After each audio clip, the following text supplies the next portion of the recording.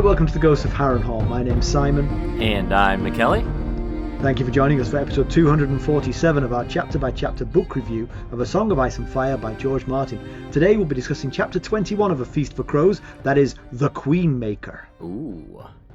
Well, as always, we're going to chat about the chapter and try not to spoil any future plot points for you.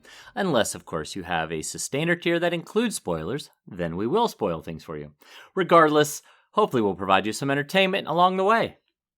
We'll summarise what happened, discuss our thoughts on it, provide some useful background, compare it to the television show, indulge in a little pedantry and cover some relevant news and listener correspondence. Be sure to check out the show notes. They'll provide some additional information about the characters and geography of this chapter. How are you, Mackelly? I'm doing all right. Honestly, I'm a bit worn out, but I'm generally Why are you worn doing out? all right. Do tell. Well, yesterday and today was Molly's college orientation, and started at 8 a.m. We left the house yesterday morning at 6 a.m., so we were up before 5 a.m., went until like 9 or so at night. Wow. Stayed at a hotel last night, and then had to get back up and be there for 8 this morning, and then finish the day, drive back, try and cram for this episode. And then I forced you to do it early just after all that. Well, sorry about that. But so wait, so you were there for 2 days. My parents dropped me off and left with a screech of tires. I know, right? I don't even think my parents. Well, to be fair, I did attend the college that my dad was a professor at, so there wasn't a need for them to come to orientation. Yeah. But I don't think they ever even saw the place I was living in until at least a month or so after I was there. Yeah, I mean, I think they helped me carry my bags inside, so they saw where I was staying, but that was it. You know, then right. They were gone, and I saw them at Christmas. Yeah, it was a little bit absurd at times. What I expected. And this is kind of the way it was when Ethan, when we went to his college orientation 6 or so years ago. The kids had their own tracks that, session after session that was pertinent to them. The parents had some things sprinkled in, like, here's how you pay for the tuition, and here's how you pay for parking, and, things like that. But there's a common theme there, I noticed. Yeah, I know, right? Pay. The word is pay. But there was so much, like, we were sitting in sessions that I was like, why am I in this? I don't need to know. I don't need to know how to have a successful freshman year. I did that more than 2 decades ago. Mm-hmm. So it was a bit over the top, a bit ridiculous, quite honestly. I should not have been nearly as exhausted as I am. Right. How are you doing, though? I'm doing well. I mean, I haven't had to say goodbye to my charming daughter, so, I'm not as bereft as you are. But I have a slightly funny story for you. Oh, good. She's coming back, right? Or she's already come back. She's already home with us. Yeah, she came back with us. Yeah, it's not for another exactly. month. I mean, this whole thing is just so weird to me. Yeah. So my funny story. So I've been watching a TV show on Amazon called The Outlaws. Oh, okay. I might have mentioned it to you. Quite entertaining. It's created by and stars Stephen Merchant, who you probably don't recognize the name, but he was the co-creator of The British Office. Oh, yes. Okay. Yeah. Very tall fella. Yes, that guy. Okay, yes. I got him. Yeah. And he's very funny in this show. And basically the basic premise of this show is it's a group of British people who committed minor crimes and they're all doing community service together. And as part of their community service, they perform much larger crimes, but not really because they're rotten, just because things happen to them. But anyway, so this is a minor spoiler, but at one point, 3 of the characters are trying to dispose of a human corpse. Okay. Okay. And it's kind of a major crime, yes. Right. Well, I'm not telling you how they came upon this body, but they're in the woods and they're trying to dig and they just keep hitting sort of bedrock and they just can't find a way to get rid of this body. Roots and rocks. And eventually the Stephen Merchant character gets his phone out and he asks his phone, how do you get rid of it? And the the other two are like, don't do that. Oh my God. Yeah. But he did it by saying, hey, Google. Right. And so while we're laughing at the joke, from our kitchen, a voice goes, you could try incinerating it. Or... Oh, no. We're laughing about this now. It might be not funny when there's a knock at your door. So I'm on a list somewhere. I know that for sure. But I have two corollaries to this story. So I told it on the family call, and my sister Sarah and her husband Mark, they said, when we watched that, the same thing happened to us. Oh, we have a Google thing. If I watch that show, I better unplug it. You're definitely going to be on the list with all of us, yeah. But so we laughed about that it happened to them, it happened to us, So, but about 15 minutes later on the family call, I was like, wait a minute. That happened since we've been having this family call. And you never thought to mention it. But the colour of your new washing up bowl has come up on multiple occasions. Right. Like, you people are just not giving us what we need on this call. You've got amusing stories. Yeah. Share that with us. Your family is known for bearing the lead when it comes to humorous or interesting They're the worst. tales. They're the worst. Yeah. But just one last dry run of telling this story. I told it to my friends Natalie and Alex earlier. And Natalie sort of like guessed where he was going when he picked up his phone, and she said, hey Siri, how do you dispose of a human body? And her phone said, well, you could bury it. So it happened to her, preempting my joke. I said, well, this story's going to fall a bit flat now, but what happened to me was... I really wish you hadn't mentioned that, because I'm about to have the same punchline to this story. The good news for me is the list has gotten so long that I'll probably get lost on it somewhere. Yes. It seems like this might be if the FBI is searching for people who have buried bodies, they're going to have to sift through a lot of false positives. Given that it happened directly to me and my sister, I wonder if they knew it was going to happen. I wonder if when they recorded it, they were like, this will be funny. Yes. This is an extra layer of humor on this joke for everyone. Yes, I could see that. All right, well, let's get down to business. How do we leave the Queenmaker? Well, who is the Queenmaker? It is Princess Arianne Martell.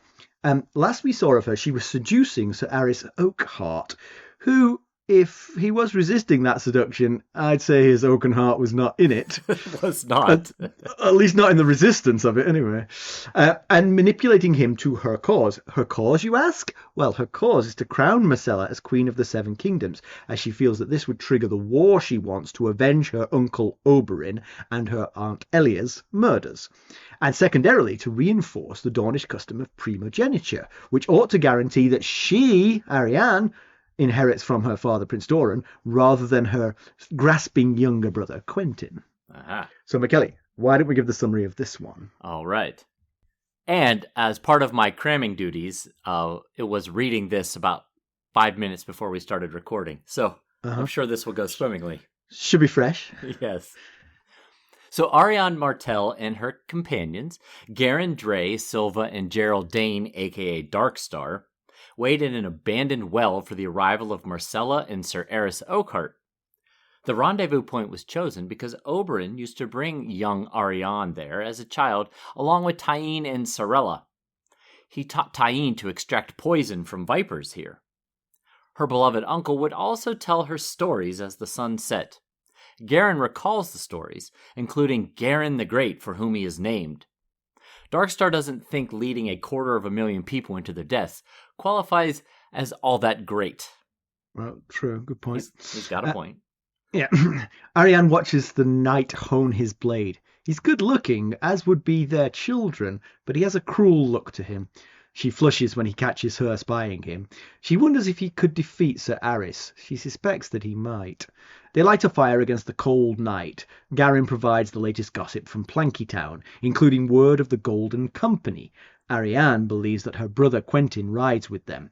As Sir Gerald relieves himself, the others complain about him to Arianne, but she believes that they'll need his sword and his castle, High Hermitage. Arianne thinks of Quentyn. He was young when he was sent to Ironwood. Prince Dorne still believes Quentyn there, but he and Cletus Ironwood were seen posing as merchants in Planky Town with scrolls sealed with the son and spear of Dorne.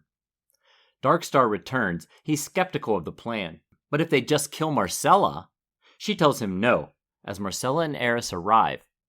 They treat Myrcella like a queen, which confuses Myrcella. Has something happened to Tommen? No, but the throne is rightly yours. Introductions are then made. Myrcella has heard of Arthur Dayne, but this is just antagonising Gerald, who doesn't think so highly of his late cousin. Arys pulls Arianne aside. He's learned that Tywin Lannister is dead, and Tyrion fled. Cersei rules as Tommen's regent. They have left Myrcella's handmaid posing as her with a disease that will keep people away. They ride in the night to save the horses from the heat of the day. Arianne finds their 7 head count auspicious. She envisions retiring her father to his water gardens where he could live out his days. The origin of the orphans of the green blood is explained to Myrcella. We'll be right back. Hello, friends. Are you ready to make some unforgettable memories? Well, if so, consider the Marriott Bonvoy program. Discover the perfect destination for your summer getaway and unlock exclusive deals on luxurious accommodations. With our affiliate partnership, you'll enjoy unbeatable savings and a seamless booking experience. Don't let summer slip away. Visit Marriott Bonvoy today and make this vacation season one for the books. Use our Ghosts of Harrenhal affiliate page to check it all out and buy Bonvoy points or give some as a gift. The link to our page is in the show notes. The night slips by, and they haven't made it to the river by dawn. But they push on, risking the horses. They're not prepared for a day in the desert. The young dragon wrote that sun and spear were Dorne's favorite weapons, and the sun was the most dangerous of the two. Signs of life, a hawk and a tree, show that they're nearing the river. It's not a great river by Westerosi standards, but it's still the life of Dorne. They're making for Lord Uller's seat at Hellholt. He's the grandfather of 4 of the Sand Snakes, and will help crown Myrcella and raise Arianne's banners. They find the boat to take them upstream. Garin yells for the crew, but Areo Hotah, captain of the guard for Prince Doran, emerges. The plan... Yes, it was a good gasp moment. Yes. The plan dies here. But Just Oakheart, the plan? Yeah, well, Oakheart won't go down without a fight. He charges at the boat and the crossbow bolts of a dozen soldiers. His valor is considerable, but wounded before he even arrives, Hotah beheads him. Arianne collapses. Hotah yells for pursuit. Myrcella is crying with blood over her face and hands. It wasn't supposed to end this way. Hotah explains to Arianne that someone always tells. Oh boy. So, by the way, I thought this was just a great chapter. Yeah. For me, it's kind of funny how Dorne barely existed in the first 3 books, and Right. now it feels like the most exciting stuff is going on in Dorne, and it all sort of circles around Myrcella. Yeah, it's a interesting comparison between last chapter and this chapter. Both chapters, they were on a sort of journey with companions. But last chapter, not much really happened. This chapter, all kinds of things happened. Yeah.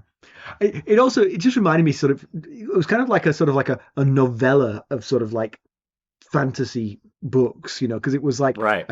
a quixotic quest through harsh conditions, a cast of bit part characters who definitely add some color and flavor to things, various characters having differing and conflicting motivations for what they're doing, then a sudden battle, and then some pointless heroism, and then take a deep breath, it's behind you. Except for poor Sir Arys. Well, everything's behind him now. Yes. Yeah. No, you're right. You're right. It does, in its own right, would make it a nice little novella. Yeah. So let's talk through who these companions are. So Dre is Andre Dalt. The family seat is Lemonwood. He's something of a bon vivant, not terribly interested in the bravery aspects of his knighthood. And like most of the men of Dorne, it seems he's a little bit in love with Arianne. I had to look up what bon vivant meant. Do you like it, though? Yeah, I do. I like it. I liked it before I knew what it meant. I was like, that's a neat-looking word. What does that mean? We also have Silva, or Spotted Silva, as they call her. Silva Santagar, that is. They call her Spotted Silva because, one, she has freckles. Right. But as she is a Santagar, she is heir to Spotswood, which is the other reason that they call her Spotted Silva. That's the reason that they claim to call her Spotted for, but she knows it's also because of her freckles. Well, anyway, Santagar, we've met a Santagar. Aaron Santagar was the Master at Arms at the Red Keep when Cat went to go there to show him the Valyrian steel dagger. Oh, yeah. He died in the riots, I believe. Right. After Myrcella left. Oh my gosh, we've come full circle. Yeah. Anyway, the Santagar is a major house of Dorne, and Silva is another childhood friend of Arianne. We'll discover that most of these folks are. Yeah. Yeah, because Garin is an even older friend. He was Right. milk brother to Arianne. Garin's mother was Arianne's wet nurse. He calls himself an orphan of the green blood, which we alluded to in the summary. Confuses Myrcella because he mentions his mother as still being alive. And his father. and his father too. His father cures warts. Right. I believe. He seems easygoing and pleasant, but he does not trust Darkstar. No, he doesn't. He's the one that vocalizes it. I think the rest are feeling the same way about him. But honestly, Darkstar. honestly, I will say this whole setup is like a conniving princess and her three chums who've got no prowess or tactical nous.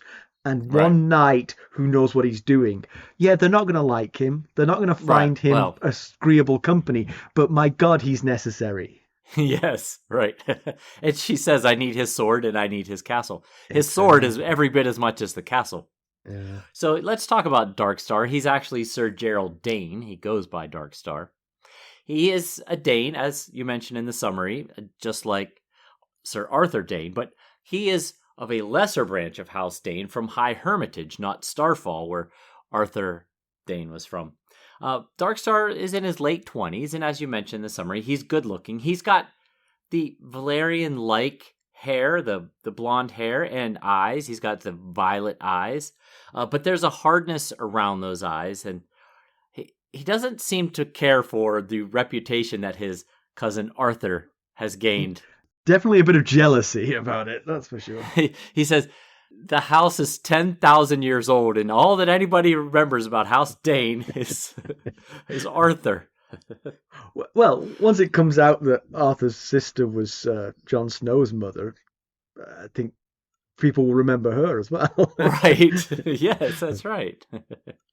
Yeah, and speaking of that, so Darkstar has the purple eyes and the, I guess gold is what you'd call it, hair, just like the Targaryens do, just like the Valyrian look. Yep. He's the second Dane to be described as having purple eyes. Ashara was also described as having purple eyes.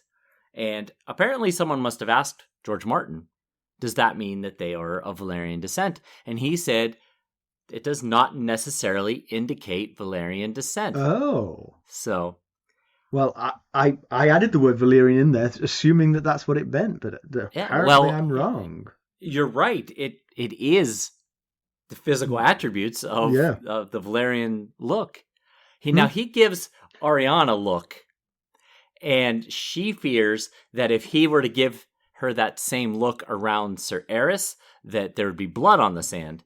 And according to A World of Ice and Fire, the pair were once lovers, so maybe that's why he is giving her this look, possibly.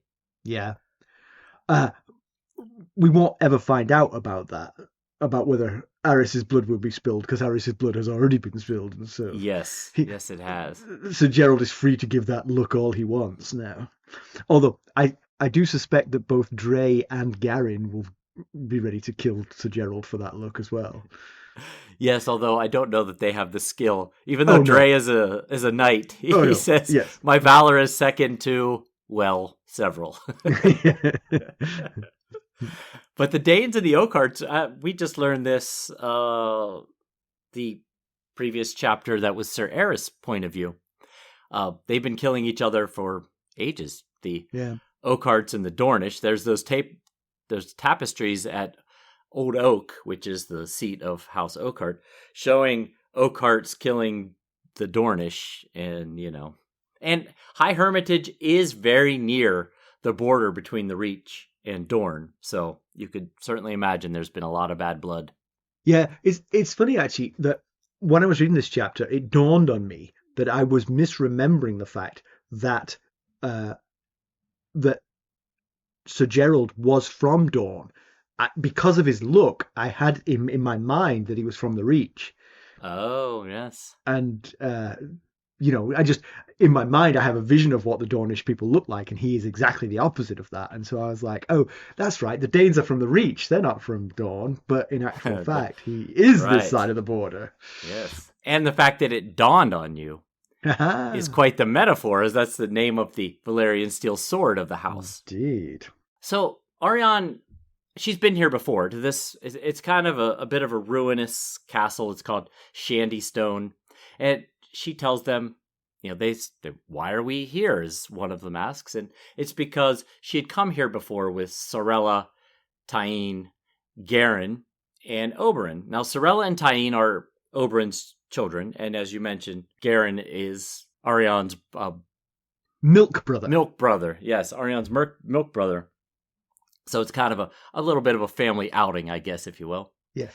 And Tyene and Sorella in this story behave in the expected manner that you would imagine for those two. And help me out, Arianne. Help me out, because Tyene milks vipers for their venom.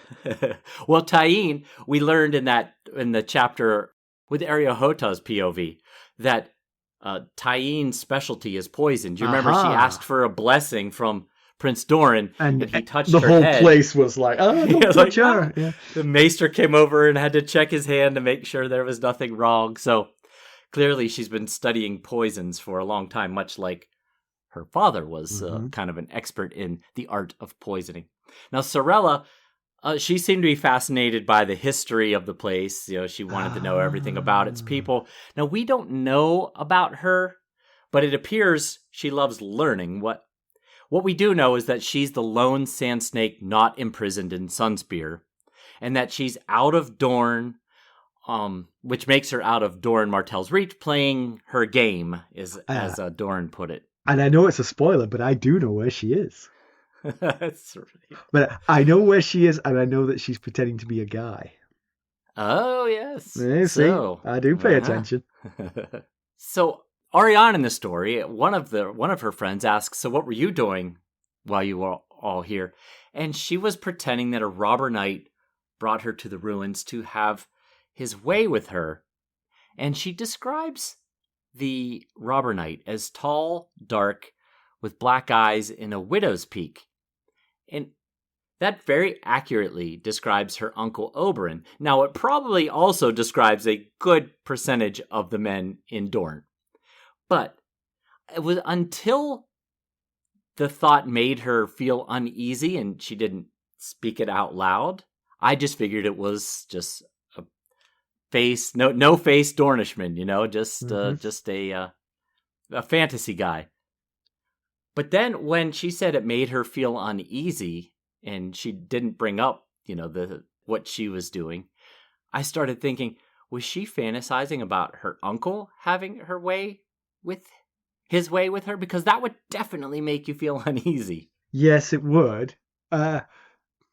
He was good looking, and he was a noted Lothario. How old was she?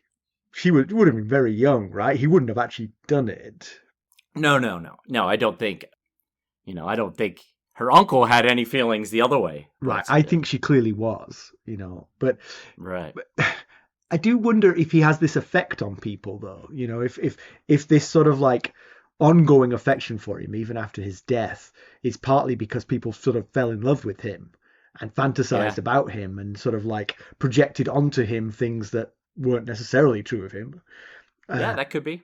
And that's why he's still such a touchstone in Dorne. Yeah, he has a larger than life personality, and now he'll be forever a legend. Yeah. We skipped over some of the rumors that Garin had from Planky Town, but some of them were little keys to the story that's going on, sort of the larger story. He knew about the slave revolt in Astapor. So Planky Town is a port city in Dorne, and so they have sailors coming through. That's why they get this. So a slave revolt in Astapor, check. Yep. Dragons in Karth, check. Yep. Old news, but yeah. the same person. Grey Plague in Yee. Now, this is news to me, but maybe you know more than I do. Yeah, we know nothing else. I mean, Yee is in the far east of Essos. We've got no POVs anywhere near there. Dany was the closest when she was in Karth. So maybe that will lead to something down the road, but as of now, it's just background news. If Euron Greyjoy comes down with the Grey Plague, we'll know he's been that far, at least. Right. It's funny you mentioned Euron Greyjoy, because another bit of news is that there's a new Corsair king in the Basilisk Isles, and that they've recently raided Tall Trees Town in the Summer Isles. Now, let's take a few steps back here. Krasnizmo Nakloz, do you remember him? He was... I thought you sneezed, sorry. He was the man selling Dany the Unsullied. Oh, right, yep. Who ends up dying in the process. Yes. Well, he mentioned... He shouldn't have said mean things about her. Right, yeah. He mentioned that a Corsair inquired about buying the Unsullied before Dany. Oh. So that's interesting, right? Yeah, that is interesting. So, possibly, could this Corsair king be Euron? Because he's also... if it was Euron that was this Corsair king in the Basilisk Isles, on his way back from the Basilisk Isles to the Iron Islands, he might have stopped in at the Summer Isles and raided Tall Trees Town. We know that Silence, his ship, is made up of men that might fit that description based on what Victarion was describing to us. That is cast iron. I'm with you. Good work. And in Cahor, followers of the Red Priests have rioted and tried to burn down the Black Goat. More flexing from R'hllor. Right, yes. Trying to establish himself across both continents. Yeah. So the primary god of worship in Cahor is the Black Goat. So that's kind of why this is important. Right. But by the way, that Corsair king possibly being Euron was not solely me. I've heard that and read that theory previously. So I can't take full credit for that. No, it makes perfect sense now you've said it. The most relevant piece of news we did share, which is that the Golden Company has broken its contract with Myr, and by implication because of bribery from Lys, because the Myrish were hiring them to help them defeat Lys, and Lys obviously got wind of it and outbid them. She has good reason to believe that her brother Quentyn rides with the Golden Company. Yeah, she believes that it was Quentyn that caused the Golden Company to break its contract with Myr, not Lys. She thinks that's his plan is to steal Dorne from her by hiring the Golden Company to help him take her birthright. But how would that play into the Myr-Lys conflict, though? Only that that the Golden Company is known for its word. It doesn't. It's not like most sellswords that will break its contract at the drop of a hat. They're known for their reputation as being a stand-up steadfast operation. Yes, when it comes to sellswords. So them breaking their lease with Myr is kind of a big deal. She believes that Quentyn is in the process of trying to take her birthright, which is as her father's heir. She thinks Myr and the Gold Company going separate ways is related to this. Maybe. Now, one thing, just let me interject here my thoughts on this. Yeah. Quentyn doesn't have the backing to hire the Golden Company. He's not particularly wealthy. He's the second son of Prince Doran, second child of Prince Doran. But if he could get Myr to pay them a bunch of money to attack Lys, and Lys to pay them a even larger sum to not attack Lys, and he is negotiating this, he now maybe controls the coffers to say, all right, boys, we've got some time on our hands and I've got lots of money. Well, that could be too. Yes, maybe. Remember, she did find that letter from her father to Quentyn saying, you will sit in my place someday. Right. And that's why she thinks her father is behind it. So he would have the Martell gold, I guess, if the letter is accurate and if she read it properly. But if Dorne wants to give the throne to Quentyn, why send him off to hire the Golden Company? Right. Just give it's it his to throne. him. Yeah, exactly. Yeah.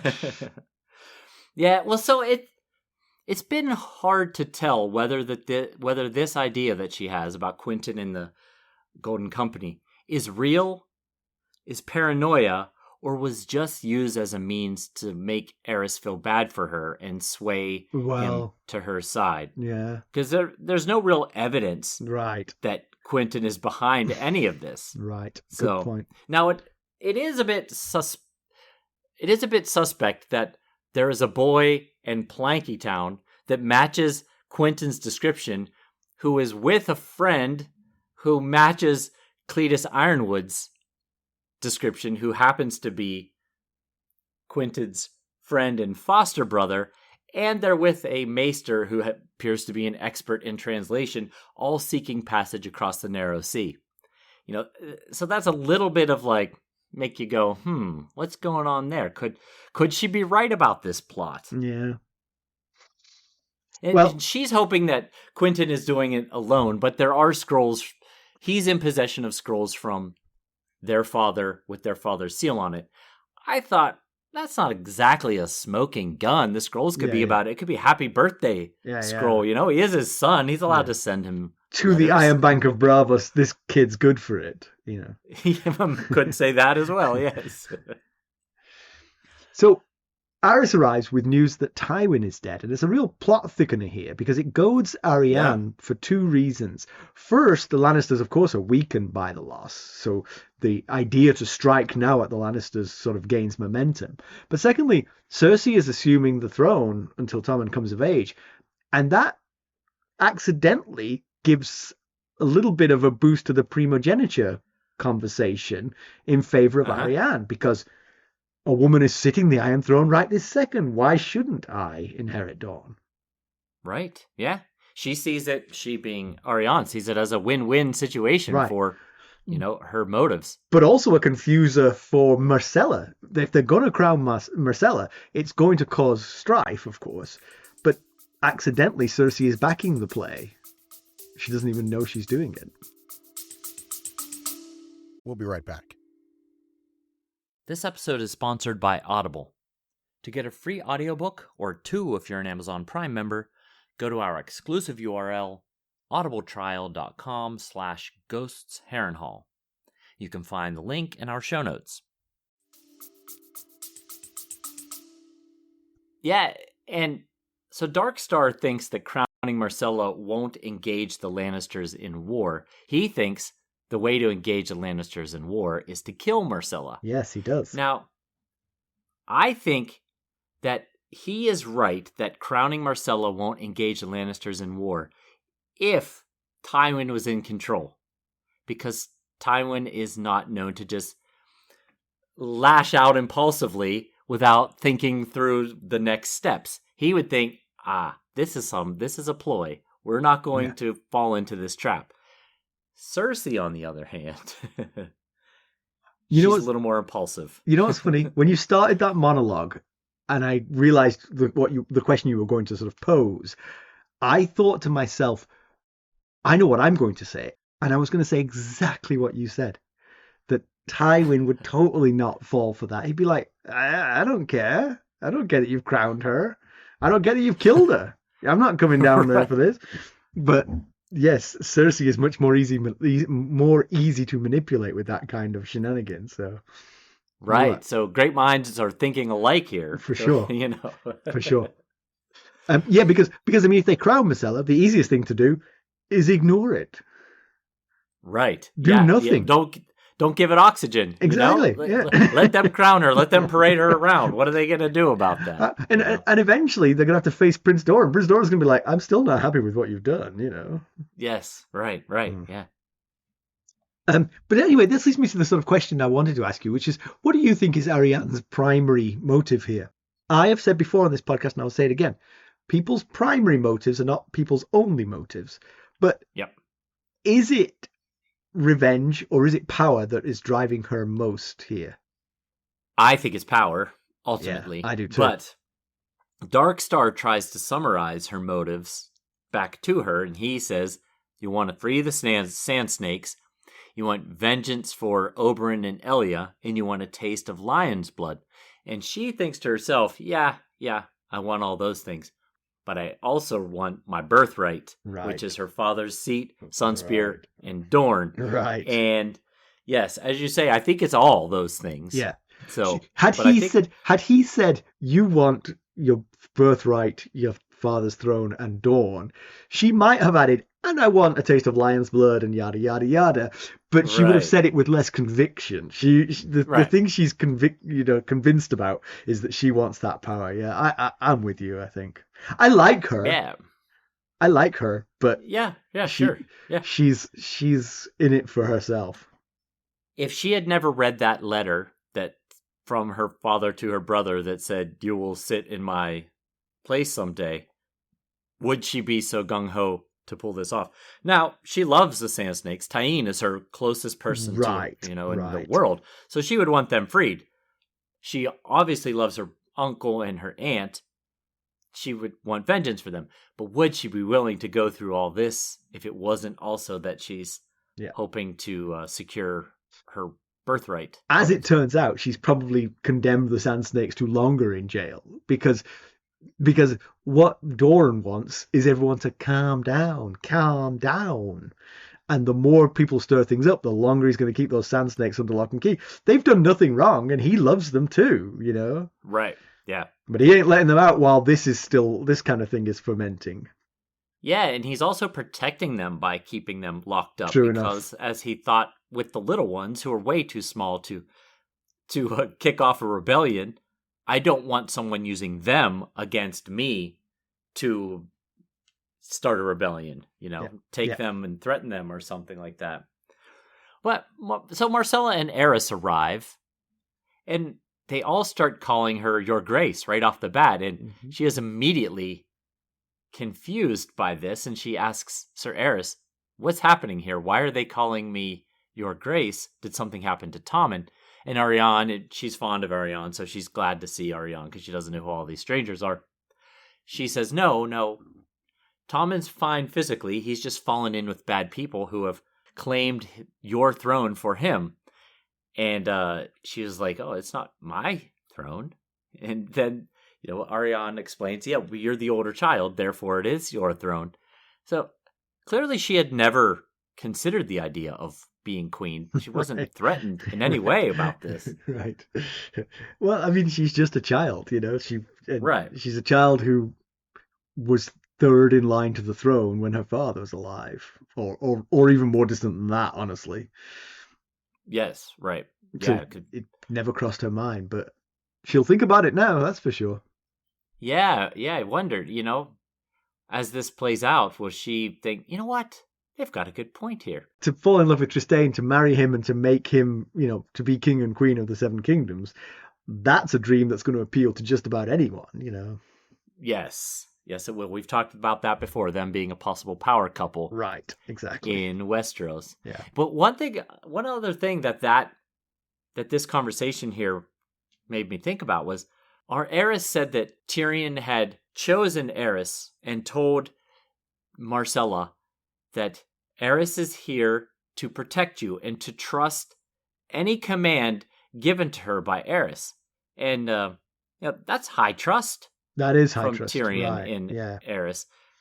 Unfortunately, he's kind of betraying that trust with this excursion here because he's leading her astray a bit. Well, again, it is possible. He's not thinking of Myrcella. He's not even really thinking of himself. He's just thinking of Arianne. But right.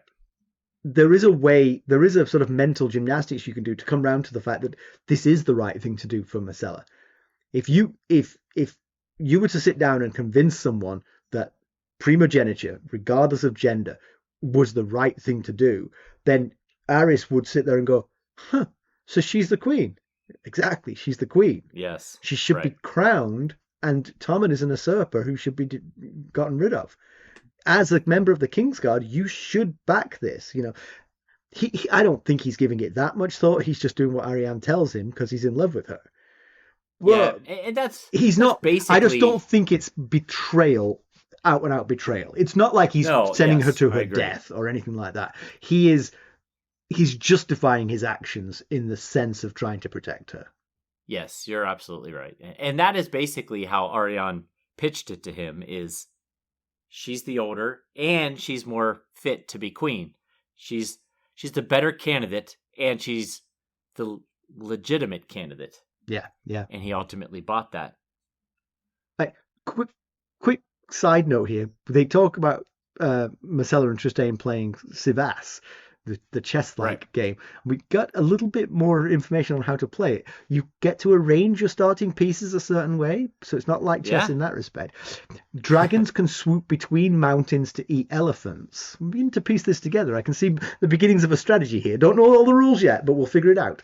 And as a footnote, just the ability to think strategically and tactically are clearly necessary to being good at Sivas and, honestly, the Game of Thrones.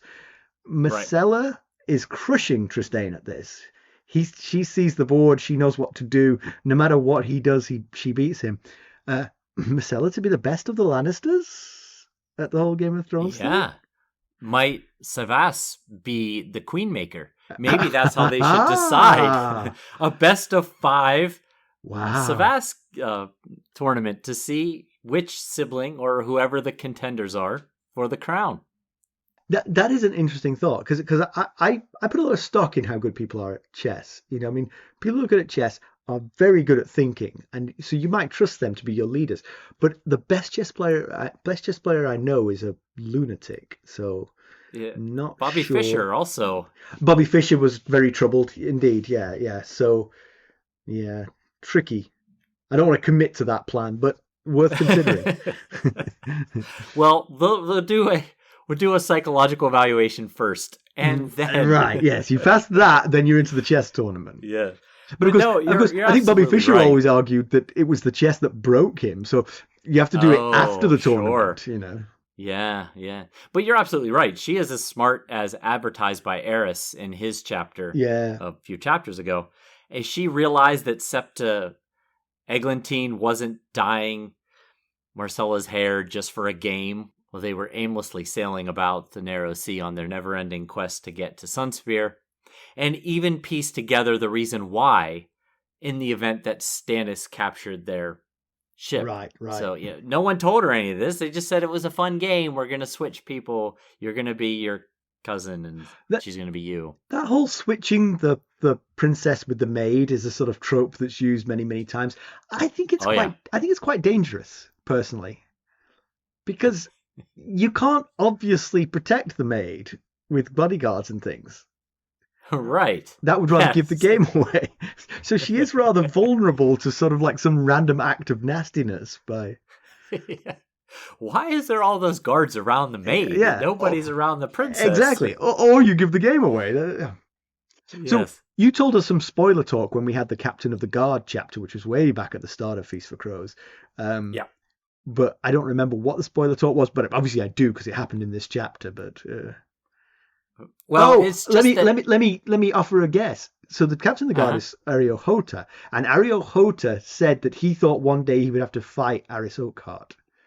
Yes, exactly. He thought he had a kind of a vision that someday he and Areo Hotah had a vision that someday he and Sir Arys would clash weapons, and that Arys would die, and he sure did. Yeah, in my vision of fighting Arys Oakheart, I would want him to be sort of like a pincushion of crossbow quarrels before he arrived as well.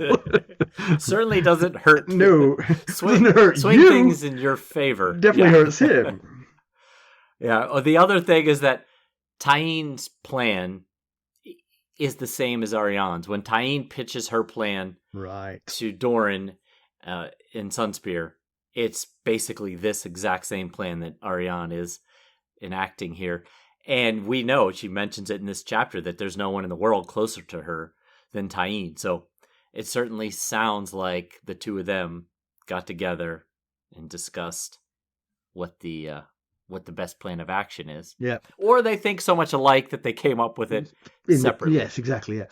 We do get Arianne's perspective on her feelings about Arys, and she's fond of him for sure, she's not in love with him the way he is with her.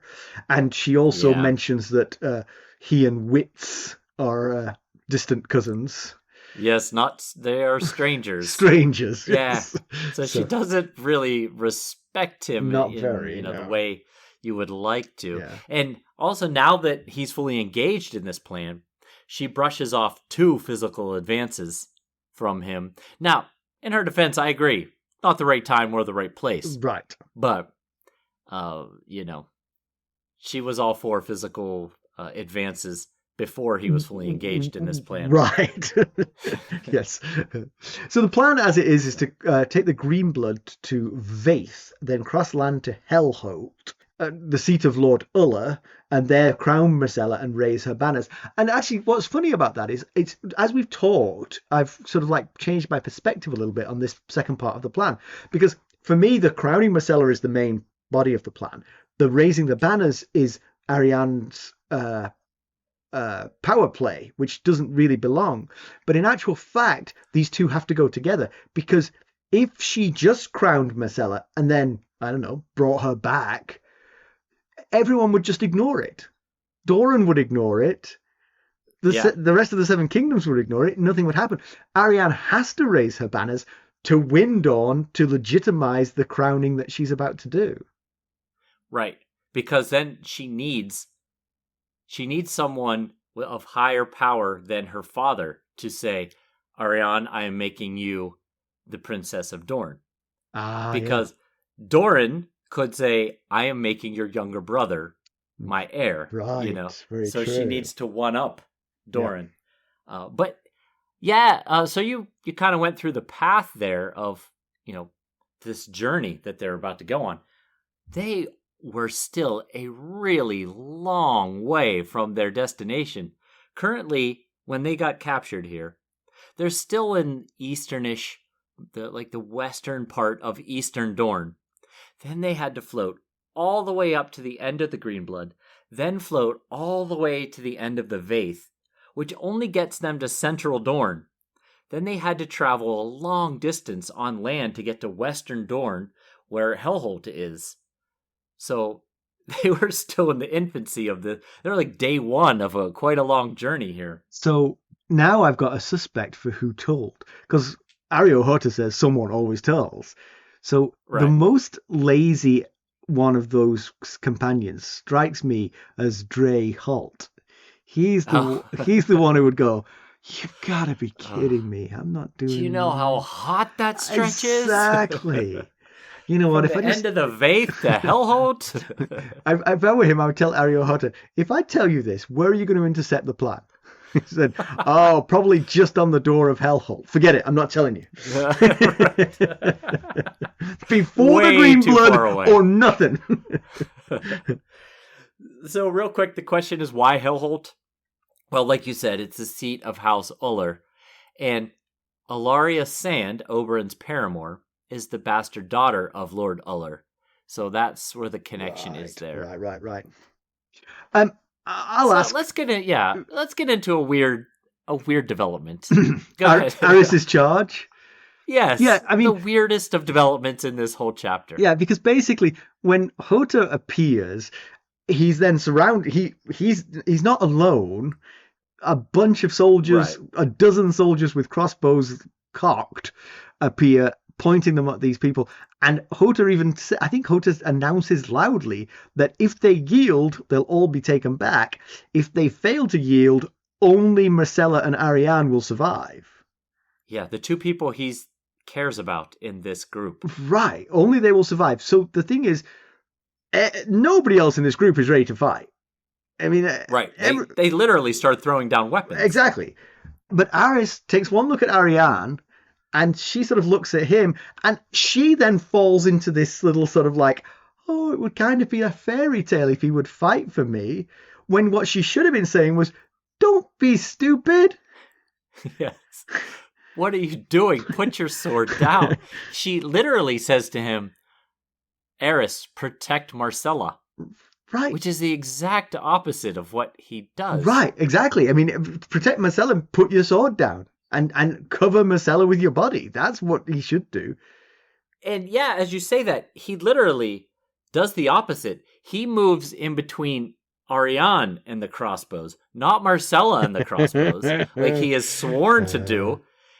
And then, absolutely unprovoked, rides into just a buzzsaw, a hornet's nest of crossbowmen where he has no chance of survival, and there was just no need. Yeah. There was no need for it. The one justification I tried to think through was, did he think that his life was forfeit for what he did? And I concluded, no, absolutely not, because he, as we've said, he can justify what he's doing as doing the best for Myrcella. Right. Yeah. Maybe not what you think we should do, Areo. Maybe not what you think we should do, Prince Doran. But it's what I thought was best for her, so I went ahead and did it. Yeah, you could definitely make that argument. It might be treasonous to Dorne, but my loyalty is not to Dorne. My loyalty is to Myrcella. Yeah. Well, technically, I guess his loyalty is to Tommen.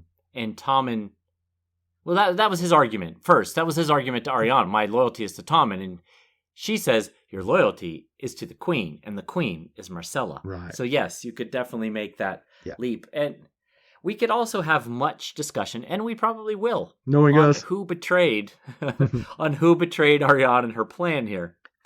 But one possible explanation, and again, this isn't entirely my own theory. I've seen this theory written and discussed previously, is one possible explanation for his rash behavior is suicide by Hotah. So he's riddled by guilt for breaking his vows with Arianne, breaking his celibacy vows. Yeah. The deception of swapping out Myrcella for her handmaid, the plot to steal and then crown Myrcella.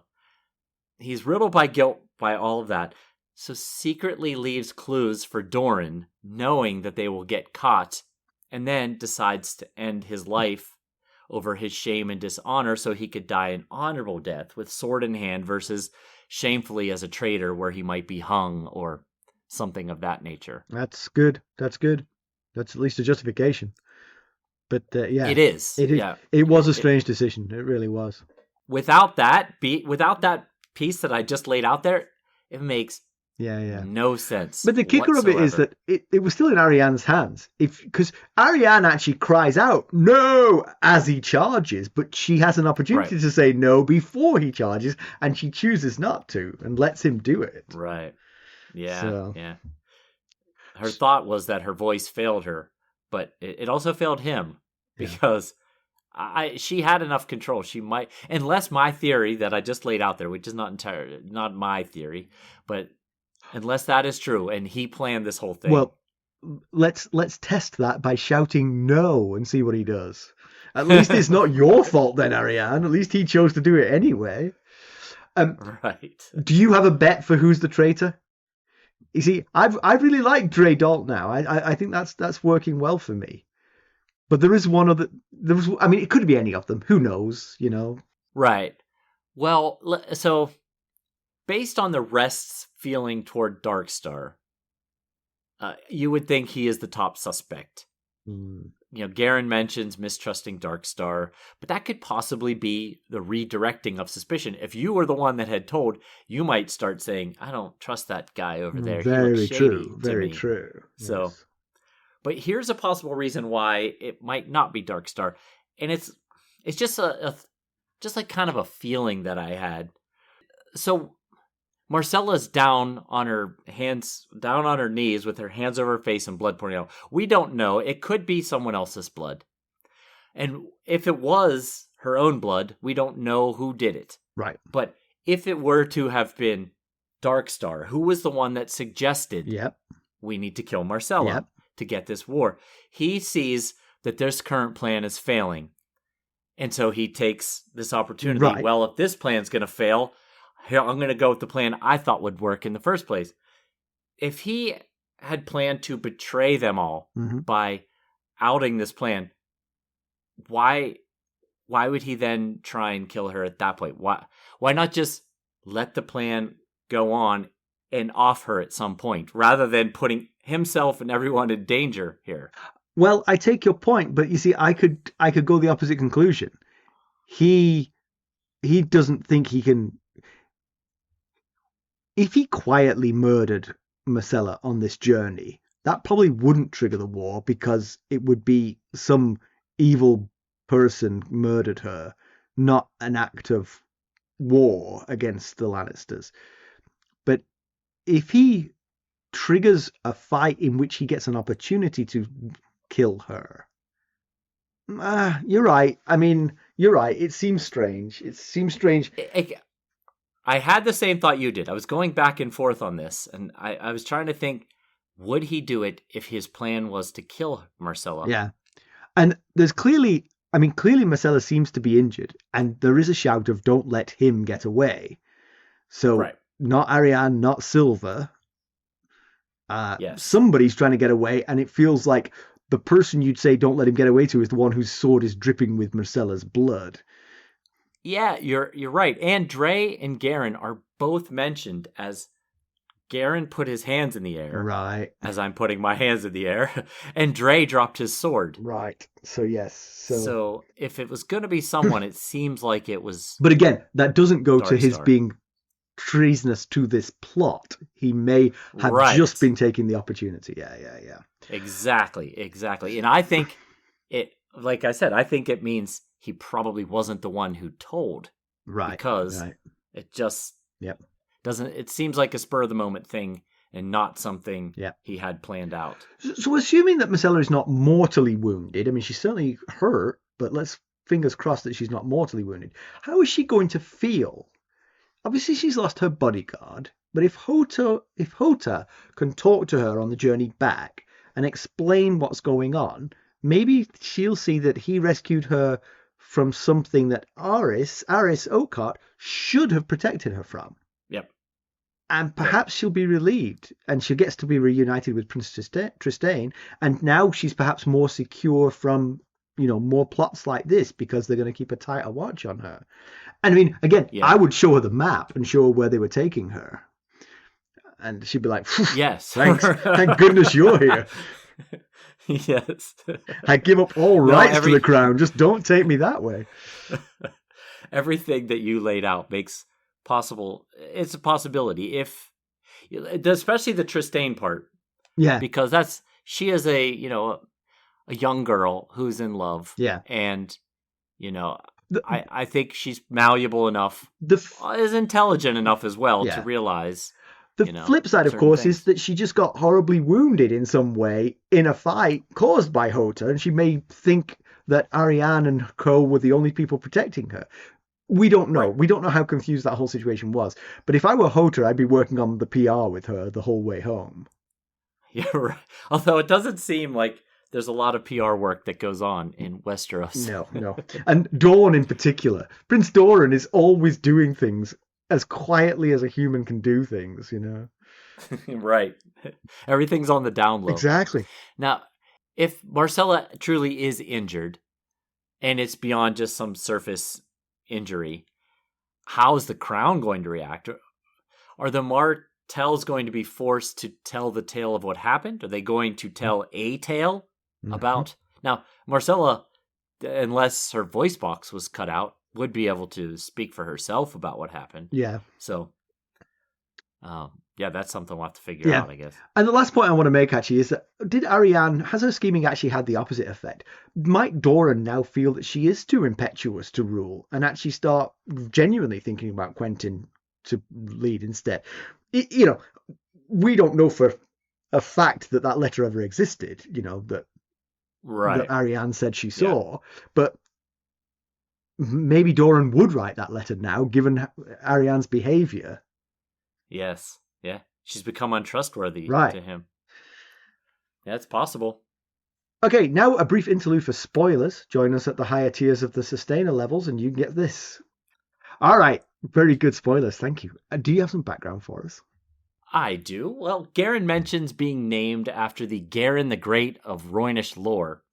As Sir Gerald says, maybe if he had led 250,000 to their death, they'd call him Gerald the Great. So let's look at some details of Garin and what made him so great. So Garin was a Rhoynar prince of the city Troyane.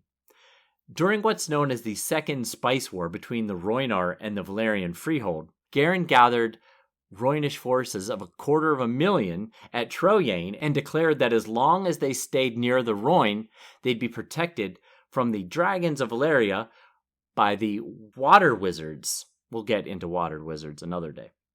He earned the moniker the Great after victories against the Freehold at Selhorus, Valisar, and Volon Theris. I got all those right on about the fourth try. His winning streak ran out as his host threatened Volantis. Garin was captured by a joint Volantis-Valyria force and hung in a cage. He was then carried in his cage to his home city of Croyane so that he could witness the city's destruction and his people's enslavement. Garin called on the Mother Rhoyne to wipe out his captors, and, conveniently, that night the river overflowed its banks out of season and drowned the invaders. And that's not all. A thick fog rolled through Croyane. Not so coincidentally, it's said that the men of Valyria and Volantis began dying of grayscale. To this day, it's said that the fog infests the ruined city of Croyane, as the breath of the fallen conqueror is rising from the waters. Some say that Garin's curse is what brought about the doom of Valyria. And as the story goes, upon seeing the fate of Garin and his army, Nymeria packed the remainder of the Rhoynar, mostly women, children, and old men, into ships and fled Essos. And you'll never guess how many ships there were. Was it 10,000? It was 10,000. I did guess. You did guess it. All right. Well, in comparison with the television show, it's just not there. The show deviated quite wildly in the whole Dornish stories. There was just none of this happened. I think. Yeah. Although now I think about it, did Hotah fight someone? Maybe that fight happened. Yeah, screw it. Well, you said there was no Arys Oakheart, I believe. Ah, you're right. So she just came down here undefended? God, it's so stupid. Well, I think you were saying she came down with someone who turned around and went back. That's right, they did. God, it's so stupid. I can't remember which character you're they absolutely said right. did it. You're absolutely right. Well, anyway, everything I said up until the point I started to go off script was correct, so I'll just leave it at that. Pedantry Corner. One that I noticed was that Arianne is remembering when Oberyn taught Tyene, and air quotes time, the safest way to milk a viper for its venom. And it just seems pretty unlikely to me that there is more than one, or indeed even one, safe way to milk a viper for its venom. Is the unsafe way to get bitten? I assume by the so. viper? Suck it out and spit it into a bottle, yeah. Right. We shouldn't call character decisions pedantry because they're character decisions, but Arys did not need to die here, and your explanation maybe bails him out, because otherwise I was going to call this pedantry. Yeah, it really makes no sense without the possible explanation that I painted earlier. Yeah. It's just like, what are you doing? Yeah. Why are you doing that? Stop doing that. You're going to get yourself killed. There's no reason. And your poor horse, he didn't do anything. Right. He's broken no vows. And we had an almost pedantry in this chapter. I had something I thought was pedantry, and I ran it by our astute, observant, intelligent, buy me a coffee, sustainer tier Discord channel. And so here's what I thought was going to be pedantry. Dorne explains why Quentyn fosters with the Ironwoods. He's explaining it to his wife, why he had to do it. And he said it was a blood debt. Quentyn was the only coin Lord Ormont would accept. And I thought, wait, Oberyn was found in bed with Lord Edgar Ironwood's paramour. They dueled, few cuts to both before it ended, and then Edgar's wounds festered. He died, and it was rumored that Oberyn had used a poisoned sword.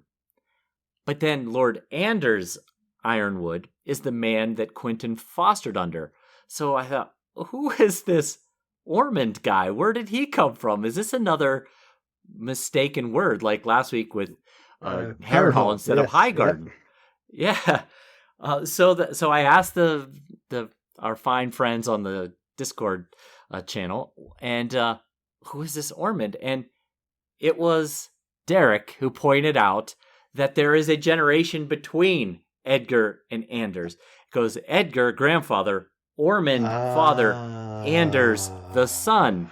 So Ormond was the son of the man who was killed. I see. Wow. Yeah, that's the only mention of him in the whole story. Good find, So Derek. Yeah. Yes, Derek came to the rescue before I made a total fool of myself. Well, honestly, for the 10th time this episode. Only in front of Derek, I feel. Nobody else would have noticed. Right. News and notes. Well, so George Martin has a really fantastic dissertation on dragons on his blog, which is called Not a Blog. It's way too long for me to sum up here, but basically he compares different types of dragon lore throughout cultures, as well as dragons from fantasy works.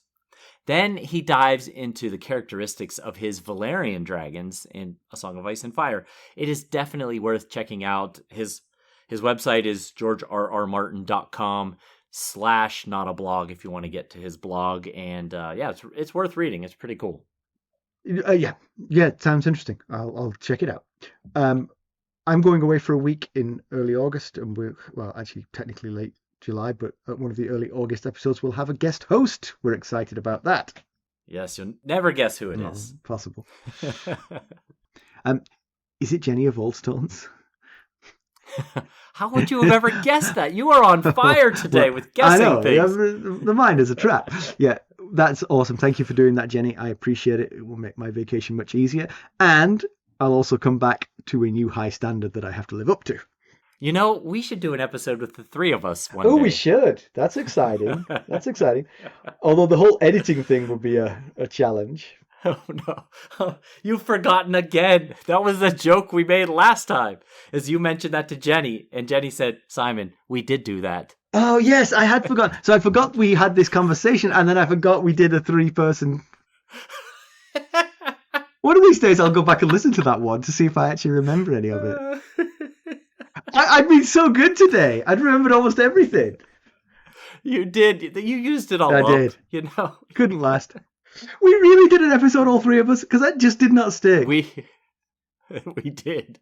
It was good. It was a lot of fun. I really enjoyed it. I thought it was a well-done episode. That'd be a riot to do. Listen, next time we do it, invite me. Yeah. Okay, I will. I'll be sure to do that. Because I clearly got cut out last time. I'll be sure to record it, too, in case you want to hear it. Well, we also have a really nice review from Finn Woods from Apple Podcast Great Britain. I feel like you should read this since you've got the accent. I'm not sure they wrote it with an accent, but I will. I never mind reading the nice things. Growing strong. Fantastic podcast. A great way to refresh myself on the books and hear people who love the words of A Song of Ice and Fire discuss it with glee. And we do. The appreciation of the world is infectious and it's a really entertaining listen. Cheers, guys. Well done. I like the accent. What type of accent was that? That's just sort of like typical sort of British received pronunciation, home counties, BBC, you know. Okay, gotcha. Slightly posher than I am. Let's put it that way. Right. That's not hard to do. Thank you, Finn. Thank you very much. Appreciate it. Ouch. All right, let's conclude this one. So Arianne's plans go down in flames, and she looks just as impetuous as the Sand Snakes. And Quentyn maybe looks a better bet if Arianne is right about Doran's plans. She's made a tactical error here.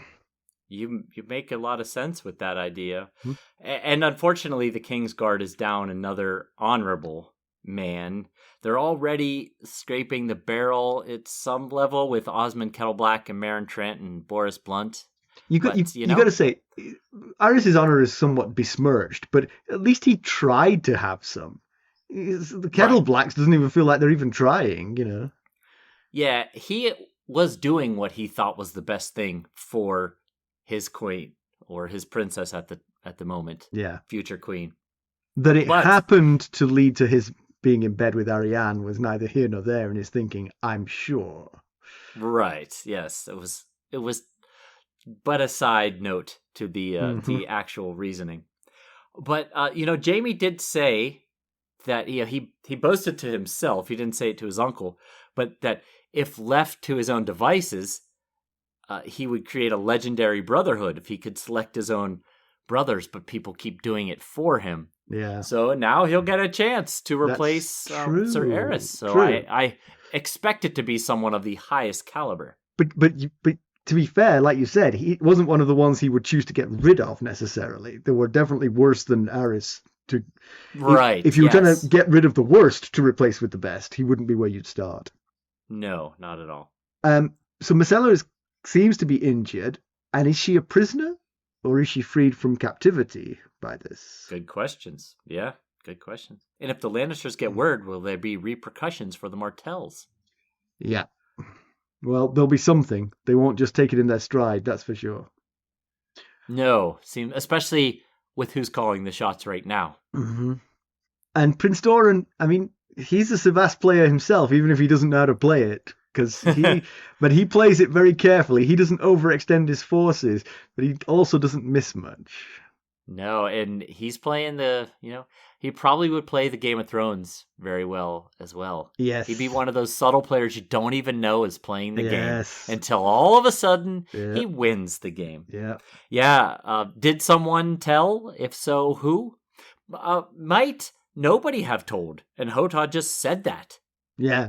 Because, possibly Dorne was watching closely and figured out what Arianne was up to because she's his daughter. That's a good point. And there's no better way to sort of like infest a group with distrust than mentioning the fact that they were betrayed by someone. Because how can you ever trust that whole group again if you believe that? Right. We'll break up the group. Mm-hmm. And next up, we're headed to Braavos to visit young Arya Stark. Will be exciting to hear from her. Yeah, that's right. Or maybe it'll be Sansa. I don't know. We keep getting... Everyone's confusing Arya and Sansa these days. So one and the same. There's 3 ways that you can help us. You can leave us a positive review, as Finn Woods did. You could buy us a cup of Arbor Gold at buymeacoffee.com/ghostharrenhal. There you can join us at any of the various sustainer levels. There's a tier to match your budget and interest. The upper tiers get you the spoiler section. Or you can just make a donation directly to our cause at ghostsofharrenhal.buzzsprout.com. And if you're looking for more ways to interact with us, keeping up on the latest Ghosts of Harrenhal news and developments, well, I suggest you go check us out on our social media. You can follow us on Twitter at Ghost Harrenhal. We're on Facebook, Instagram, Discord, YouTube, and hey, now you can send us fan mail via text. We just can't respond. Thanks for listening. Thanks. Bye. Bye.